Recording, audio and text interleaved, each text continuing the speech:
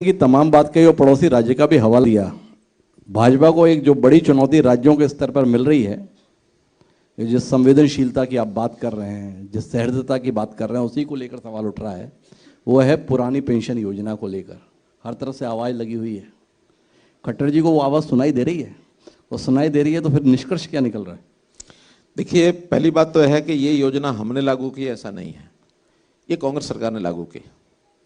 और आप 2006 का मनमोहन सिंह जी का एक भाषण लोकसभा में सुन के देख लीजिए। उन्होंने कहा कि हमको लाना ही पड़ेगा, नहीं लाएंगे तो देश की प्रदेशों की आर्थिक स्थिति इतनी बिगड़ जाएगी कि आगे जो जनता की अपेक्षाएं हैं उस पर हम खरा नहीं उतर पाएंगे। इसलिए उनकी योजना का वो मुख्य अंश जो उस समय यही था कि हर कोई अपने वर्तमान इनकम में से अपने बुढ़ापे के लिए पैसा बचा कर रखे। जैसे प्राइवेट सेक्टर करता है वैसे ही गवर्नमेंट सेक्टर को करना चाहिए।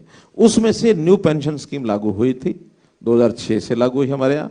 किसी ने एक साल आगे, किसी ने पीछे ऐसे शुरू की।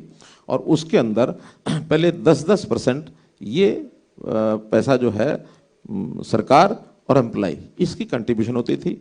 बाद में थोड़ा विषय आया तो केंद्र सरकार ने इसको बढ़ा करके 10 से 14% कर दिया। 14% जो है सरकार देगी, एम्प्लॉयज का अभी भी 10% है।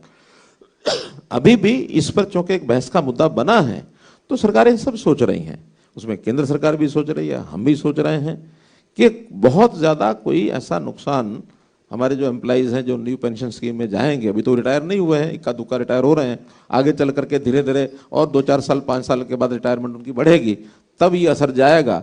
तो उसका अनुमान अभी लगा करके कि उनको कोई ज़्यादा लॉस ना हो, छोटी मोटी एडजस्टमेंट होगी तो मुझे लगता है एम्प्लॉय भी उसमें बहुत चिंता नहीं करेगा, क्योंकि भविष्य का भी सवाल होता है। आखिर उन एम्प्लॉयज़ की भी तो अगली पीढ़ियां हैं ना, पीढ़ी तो हर किसी को सोचनी पड़ेगी।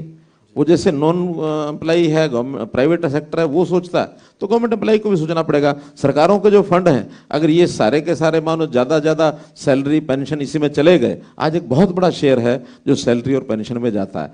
कैपिटल एक्सपेंसेस सिर्फ 34% होता है, 66% आज ये रेवेन्यू एक्सपेंस में जा रहा है। तो रेवेन्यू एक्सपेंसेस जितना बढ़ेगा उतना हमारा विकास की गति रुकेगी। विकास की गति बढ़ानी है तो रेवेन्यू एक्सपेंसेस कम करने पड़ेंगे। रेवेन्यू एक्सपेंस कम कैसे करेंगे? तो ऐसे सारे रास्ते ढूंढने पड़ेंगे। एम्प्लॉइज की संख्या नहीं कम कर सकते, वो हर दिन बढ़ेगी। और ये तो विभाजन सीधे तौर पर बन गया है। भारतीय जनता पार्टी बनाम विपक्ष जितनी भी गैर